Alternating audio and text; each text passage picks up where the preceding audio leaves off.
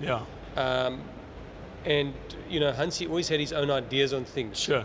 But I also found that once you went over the ideas with him, if you could show him how there was a practical Yeah, application, then he was willing to listen to you. He was completely dedicated and hardworking and disciplined when it came to fitness. So it made my job very, very easy. We'd go for runs at 5, 6 o'clock in the morning at cities all over the world. And Hansi would be one of 2 or 3 players who would go for those early morning runs, but Hansi was one person who never missed them. One thing I'm really sad about is that we didn't have a chance to interview Bob Woolmer. But a few weeks before Bob passed away, I spent some fantastic time with him. And when I asked him to summarize Hansi in a few sentences, he said that Hansi wanted to be the best everything. He wanted to be the best cricket player, he wanted to be the best captain, he wanted to be the best Christian, he wanted to be the best everything. He was incredibly driven and ambitious. I think he was obsessed with winning. But not in a nasty way. He wanted to win. I think that was part of his personality, that was part of his character. Winning was everything. And that was one of his dreams. And he said that often, that he wanted South Africa to be the best team in the world, and he wanted to be the best captain. By now, Hansi became world famous.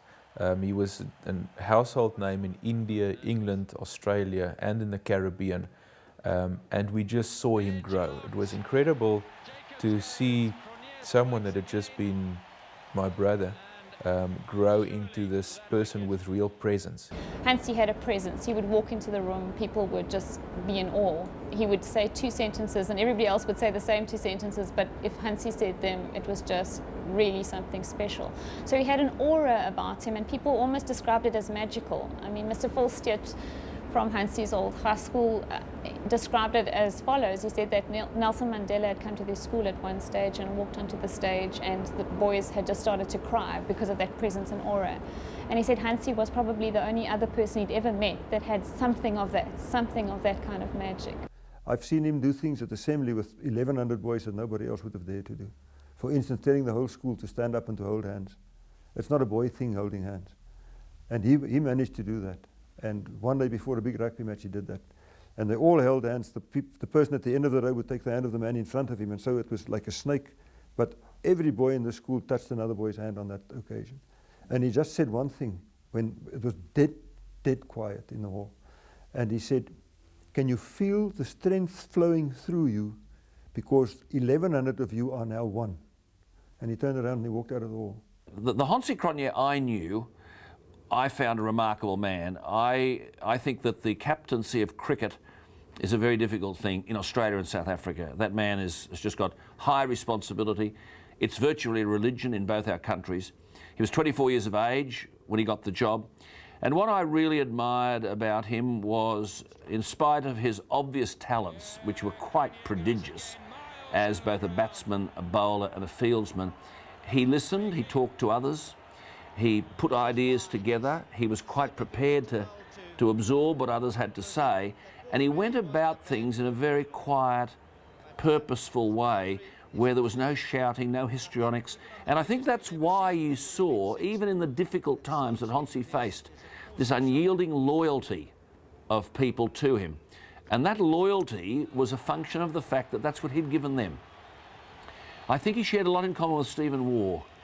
They were able to identify talent, they were able to encourage it, and they sponsored it, and they backed it.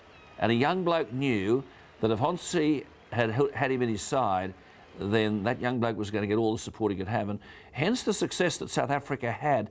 And it's true to say, under Cronje, they were feared. South Africa were a feared side because this man was tough. I think the biggest thing that inspired me was his passion, the way he played his cricket. It looked really fierce, looked really tough. He never gave any opposition a chance. He always was committed. In this whole journey to make this documentary about Hansi, the one thing that really stood out was the way that the players all spoke about Hansi. I actually thought I wasn't good enough for the job. In fact, many times where I lacked the self-belief, but Hansi believed in me. And I think it was a tremendous quality he had. He was able to understand each individual and get the best out of that individual, and he knew what he needed to do. Some guys he needed to kick them a little bit harder, and I think he had a special relationship with Alan Donald from that perspective. He knew what to say to Alan at the right time. But with me, he needed to nurture me a little bit more and give me the encouragement I needed to say, well, you can do the job. I think from the seniors players' perspective, they respected him for what he was and what he was about, and I think that was important to getting the best out of them. And I think he was always honest with them and stern. And from the younger guys' perspective, you know, he had to sit in our heads a couple of times just to make sure we were sort of stuck in line. But he also never wanted us to lose that young, energetic side to us, and I think he encouraged that to come out. But I think the thing that stood him out above other people was an incredible ability to make people believe they were better than they actually were. And for myself, as a very average cricketer, he sort of made me believe that I was as good as anybody in the world. And I think everybody would probably vouch for that. That it didn't matter what level of ability you had, whether you were a great genius like a Cullinan or something, or a hard grafter like a Kirsten, or somebody who didn't really ever think he could play international cricket like myself. He made you believe that you were as good as anybody in the world, and I think that's an incredible attribute that not a lot of people have got. At Hansie's peak, he really was a sponsor's dream. He was so committed to his sponsors, and that put even further time pressure on him. It made him travel even more, it made him speak at even more functions, and at all of those functions where he had to speak, it meant a lot of people and a lot of public interaction with Hansie. Hansie was an incredibly good public speaker, and it was something that he developed the whole time. So as he got on in his career, he just became better and better as a public speaker and a great motivator of people as well. One thing that he loved to say, and he used it in his speeches, was that he was one of the luckiest people because his hobby became his job. He really loved cricket. I mean, he ate it, slept it, drank it. He loved it. He loved the game of cricket. It was his passion. He had a sponsorship of clothing, and they actually called him for an interview to Joburg. And after they interviewed him, the gentleman phoned me and said he'd just like to tell me that they were bowled over because Hansie walked in, apart from his stature and his build, that overwhelmed them because they'd only seen him on television, and knowing that he had to promote their clothing, they were quite happy with that. But he said the moment Hansie walked in and greeted everybody and introduced himself, he sat down and he looked them into the faces and he said, well, gentlemen, what can I do to promote your company?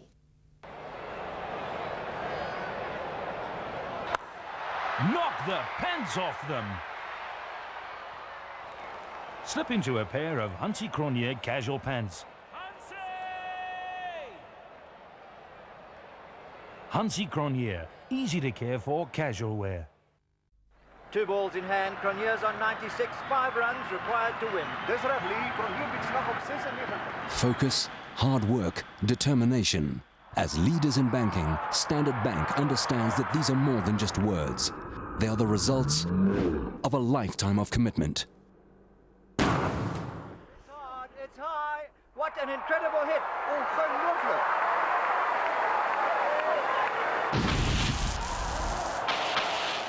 What do you think was happening here? Absolutely amazing. I don't believe it. It was amazing.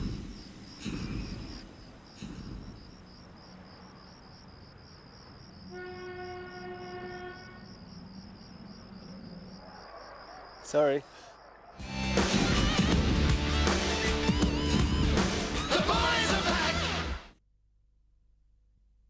Another thing that put a lot of pressure on him was the media. Not just the normal media that would come with being a national captain, but also in the way that Hansie treated the media. He always had his cell phone on, he was always they could always get access to Hansie. So that the media knew whenever they needed a story, they could just call him.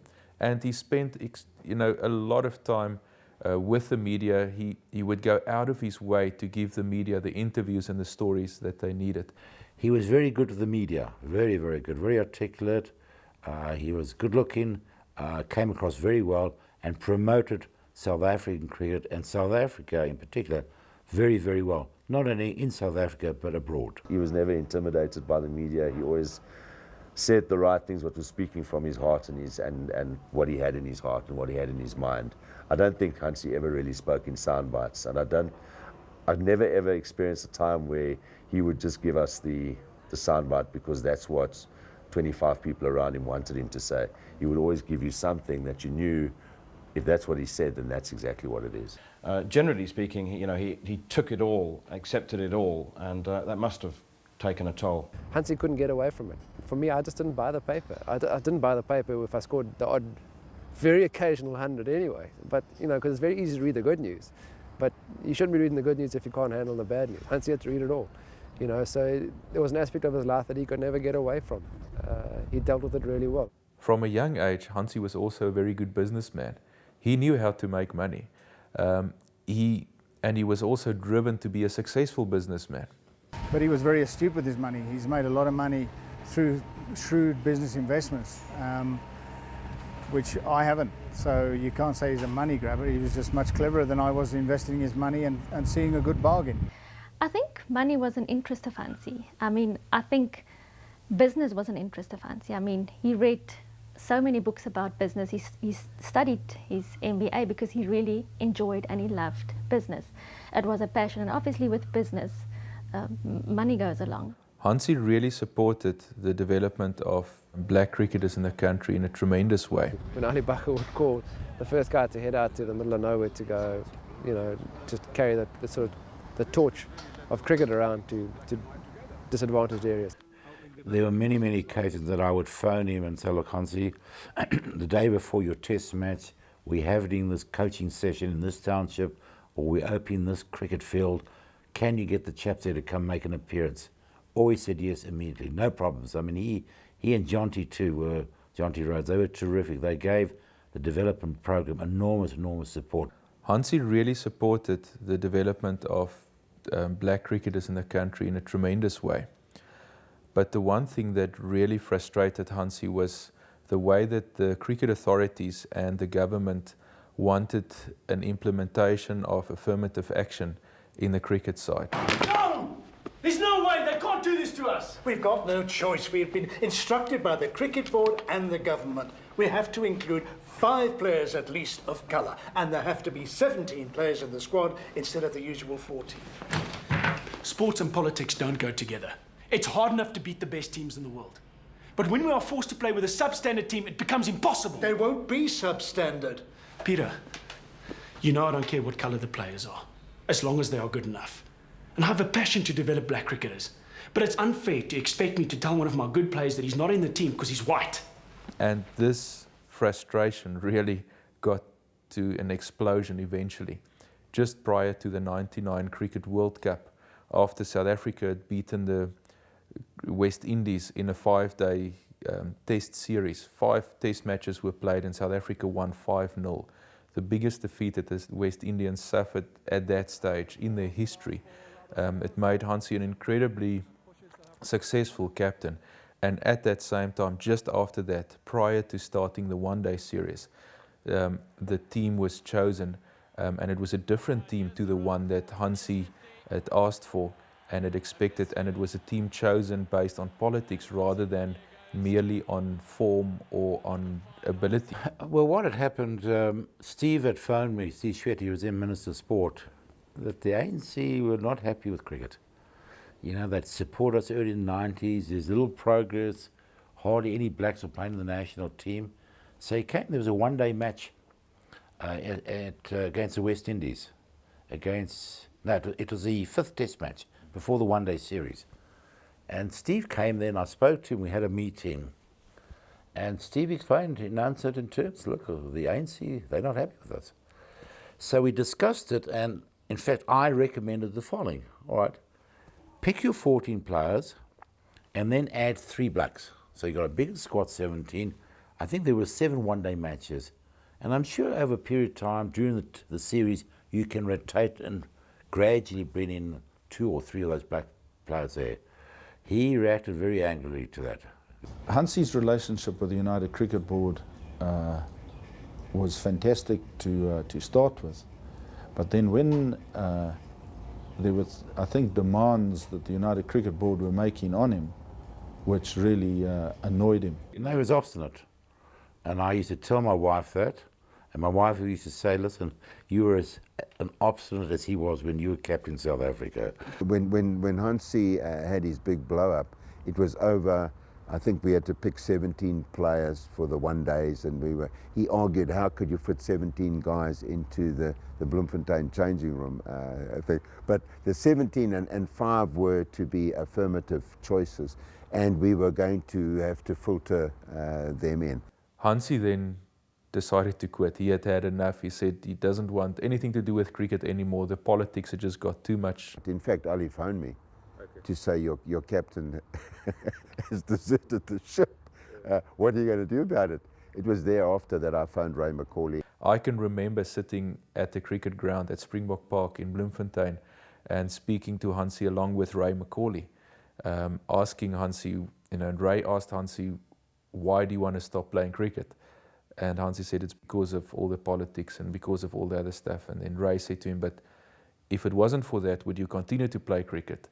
And Hansie said, yes, I would want to continue to play cricket. And then Ray said to him, but don't make your decisions based on outside factors. Make your decisions based on what you think is right and what you think you should do. And then Hansie decided, okay, well, then he'll continue to play. In terms of the political problems, I must say there were times we we understood his motives. He did feel he wanted to, and I think he was absolutely right, that the major marketing tool for a South African cricket side is that you need to win. And that upset him quite a bit, that they weren't able to choose the best side. So it was never a black-white issue. What his contention was, they were saying at times that everybody was being selected on merit, and that actually wasn't the truth. I suppose what made it very frustrating for him was that he was going to have to leave players out who should be playing, and for no other reason that the other guys of colour had to be given an opportunity. And whereas he said, the South African A side, the provincial sides, that's where you do all your getting the guys up to scratch. Don't bring them to the national setup when they aren't ready for international cricket, because hard enough playing 11 versus 11. But if you've got guys who aren't ready at that level, it's going to be it's going to be a real detriment to the team. What the administrators and the politicians don't always understand is that international cricket is as hard enough as it is. You don't need to still worry, do I belong here or not? And I think that was a very important part that Hansie was not prepared to compromise on. Hansie often saying, that he's judged by how we play, and the results are a reflection on him and Bob. There were going to be casualties. I mean, the first casualty was my nephew Adam Bacher. We had an all-white South African team playing the first test match against the West Indies. And I told Peter, there's going to be trouble. And Peter is also stubborn. I'm stubborn and Hansie is stubborn. And he wouldn't listen to me. And what happened? We won conclusively. We won the first test. Next Saturday, we convened a board meeting. I mean, there was an uproar.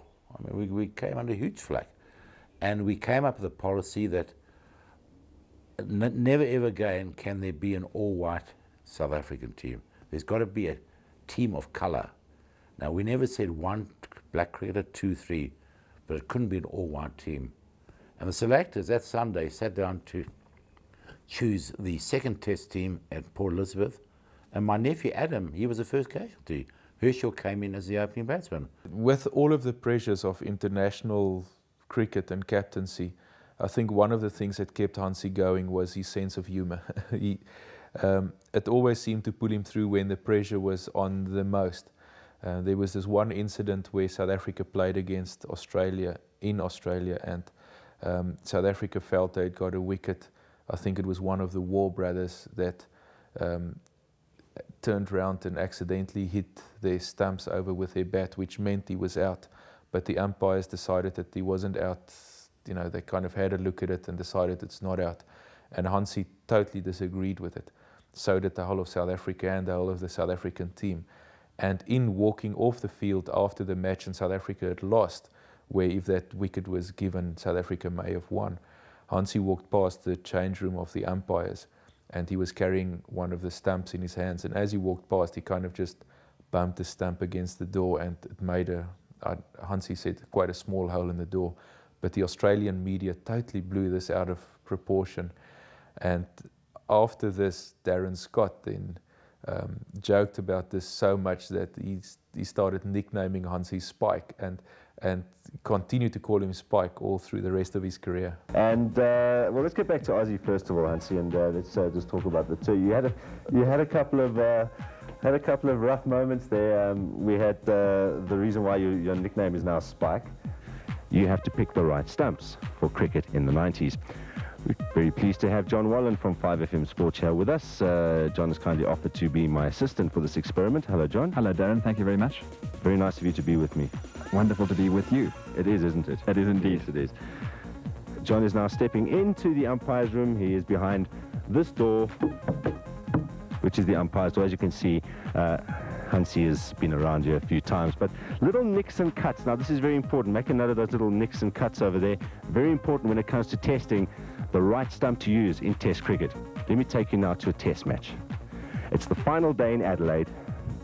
You've had a tough day in the field. The umpires are giving you raw decisions, and you're walking up the stairs, and suddenly you walk past the umpire's room. There we go. Goes through the door, clean as a whistle, no nicks and cuts, just a hole right through. You can see right through the other side. This, Hansie, is the right stump. So next time you play a Test match, make sure you've got one of these in your bag. Thanks, John. John? Oh, geez, John, sorry. You okay? But the first one was Paddy. They had a bit of a love relationship with pulling each other's leg, and they used to put aftershave in the toothpaste and apple pie the bed and put sugar in the bed with each other and that. And Hansie had enough the one time, and in Pakistan he ended up, they used to always hand out the malaria tablets. And instead of giving Paddy the malaria tablet, he gave him 2 sleeping tablets. At 9 o'clock in the morning, and I'm not sure what happened after that, but I believe my behavior was entertaining. All I knew was when I realized what Hansie had done, I wasn't going to succumb to his practical jokes. So in my completely distorted, at that stage mind, I decided I was not going to fall asleep, because that would have meant Hansie had won. And it was quite amusing to see him trying to fight this thing off, and then we organised to have a 2-minute lie down and relax session, and he was gone. Was that on the field? Yeah, it was on the field at practice. So you left him sleeping there? Yeah, we left him sleeping. We just put a chair over him just to give him a bit of shade so he didn't get burnt, but we just left him lying there for about an hour and a half, 2 hours. I remember in Adelaide, 1998, I was waiting in the team hotel lobby for an interview, to do an interview with one of the players, and I wasn't staying in the hotel. It was far too expensive, and the bar prices were astronomical. And it was about 6 o'clock in the evening, and Hansie came down to the bar. He was going out for the evening, and he saw me and he said, "Manners, have I ever bought you a drink with my captain's allowance?" And I said, "No, you haven't, Captain." He said, "Well, I think it's time to change that. Come on, let me buy you a drink." And he bought the most expensive beer in the house, and he had a glass of champagne himself, and then the person arrived to take him out, and he stood up and he said, "Just kidding, Manners, the bill's yours," and walked out. And you know, it was genuinely difficult to hold it against him, because he thought that was funny. And it is quite funny, but it wasn't at the time, because it was a very expensive drink. The first time I played with Hansie was at the Hong Kong Sixers in '95. I'll never forget walking onto the field. Now you've got to imagine, it's not a big field, but it's a little Sixers field, and there was 2 sponsors. One was Cathay Pacific and one was Wharf Holding. And we came on the field. Now I'm keen as mustard, first chance playing with the big boys. I think Adrian Caper was there, Richard Snell, Jonty. And I walked on and I said, "Okay, where do you want me to go field?" Because I wasn't bowling the first ball. And he said to me, "Okay, go to the Cathay Pacific sign." So I was, okay, charged off, and I looked and I saw Cathay Pacific, Cathay Pacific, Cathay Pacific, Cathay. I thought, no, this is a bit too good to be true. So I turned around and he was laughing. And it was quite nice, because I was like pumped up and ready to go, so it sort of relaxed me. In April of 1999, we were on an aeroplane going over to the World Cup. And on the way over, the two pilots called me to the front, and I sat there, had a chat to them, and one gave me a cricket magazine. And he said, have you seen this? And it was the latest rankings in Cricketer magazine. South Africa rated in the world of one-day cricket #1. South Africa rated in the world of Test cricket #1. It was on the back of our performances against the West Indies. I looked around, there was Paul Adams, Herschel Gibbs, Mackay and Tini. There was a team that represented the whole of South Africa, picked on merit. Magnificent. There were 3 of our 4 goals already done, 5 years into our 5-year plan. All that remained was for us to go and win the World Cup in the UK in '99. We always felt we're in for a win when Hansie was there. He did disappoint us now and then when he made a few ducks, but that happens to all cricketers. There was security with the people, knowing that if we're going to a World Cup, there's a great chance of winning it. Hansie was tense, but he was also so excited. He saw the opportunity and he knew they had the team. They could do it. We realised we had a real good chance of winning, and we had played some very good cricket beforehand. And even during the tournament, we hadn't played that great, but Lance had just been superb. And in any game we'd got ourselves into trouble, he had sort of got us out of trouble. And we knew we were coming up against the old enemy in the semi-final. The way we had played, we knew we could beat them. And then to knock them over for 213 or whatever it was, we really were sort of in the pound seats. And you could detect a little bit of nervousness in the change room before we batted. But we got off to a good start, and things were looking good. We were sort of on top of them.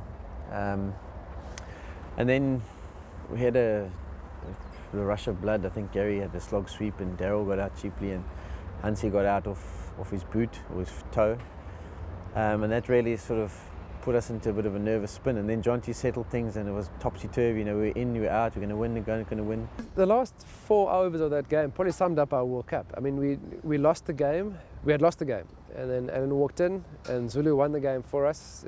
Paul Rifle palmed the ball through his hands for 6. And then suddenly we won the game, and then we didn't lose it, but we tied it.